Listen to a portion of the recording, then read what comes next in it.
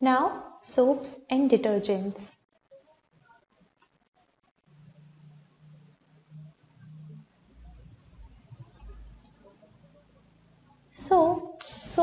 Soap molecules are nothing but they are sodium and potassium salts of long chain carboxylic acids. Like we saw in the previous slides that sodium acetate, it's a salt of carboxylic acid. So similarly, salts like that form a very long chain. So they are soap molecules. So soap molecules have two parts. One is hydrophilic head, or the second one is hydrophobic tail. So the hydrophilic means this one is water loving part,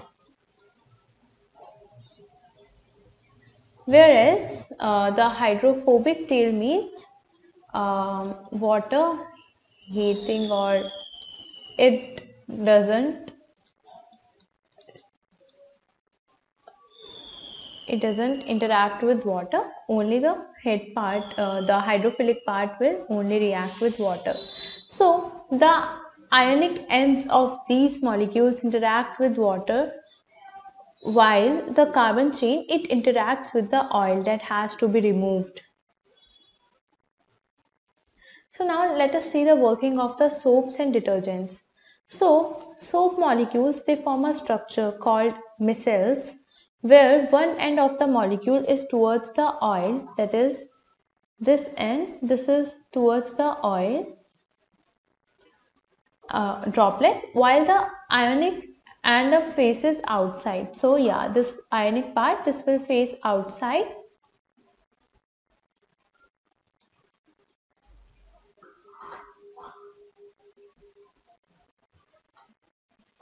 So whereas the other part, this tail, this will react with the oil droplets, whereas the ionic part, it will face outwards.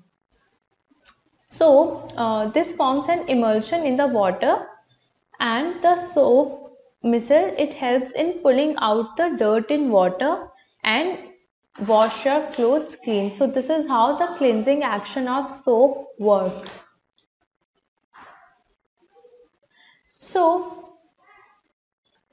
So let me explain it to you. Micelles is the name of soap molecules. So hydrophobic end, it is attached to the dust. Hydrophobic end attached to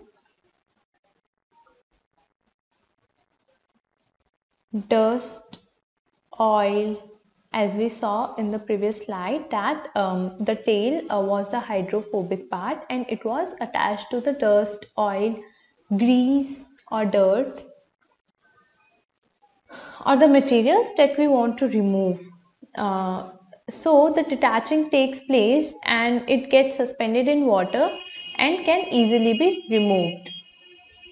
When a dirt is put in water containing soap, so then the non-polar end of the soap in the micelle, it attached to an oil particle present on the surface of the dirt. So the polar part that we saw, one was the ionic part that was facing out, and the second one that was non-polar, it gets attached to an oil particle present on the surface of the dirt.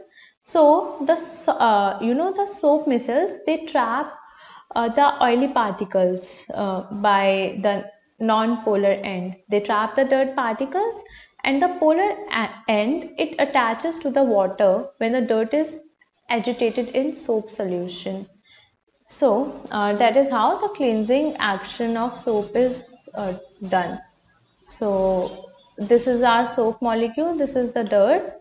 So the polar head, it is pointing towards the water, whereas the non-polar tail, it is pointing towards the dirt. And now dirt trapped within soap micelle, it is being removed, and here is our dirt-free fabric.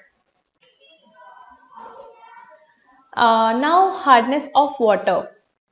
So, sometimes while bathing with soap, the foam is formed with difficulty, and an insoluble substance called scum, it remains after washing with water. So, actually, hardness is nothing but, when water contains salts of calcium and magnesium, it is called hardness, it is called hard water. So the reaction of soap with calcium and magnesium salt, it causes the hardness of water, which further give insoluble precipitates, and it reduces the effectiveness of soap. So soap is not effective on hard water. Now how can the cleansing be done then if soap is not effective? So here detergents come into the role.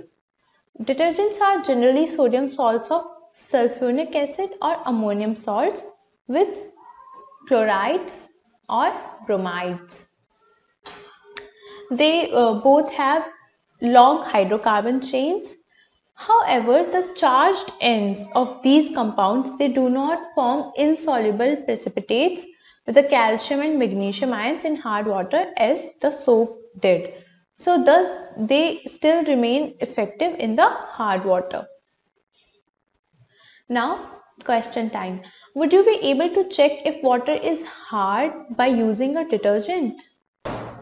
So the answer is no, because detergent, it gives lather with hard and soft water both, but soap, it gives lather with soft water only. So thus it is not possible to check whether water is hard by using a detergent, but but with soap we can check it. Now people use a variety of methods to wash clothes. Usually after adding the soap, they beat the clothes on a stone, or beat it with a paddle, scrub with a brush, or the mixture is agitated in a washing machine. Why is agitation necessary to get clean clothes? So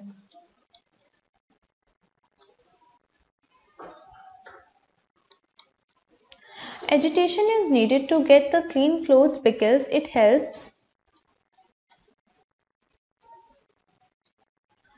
soap missiles,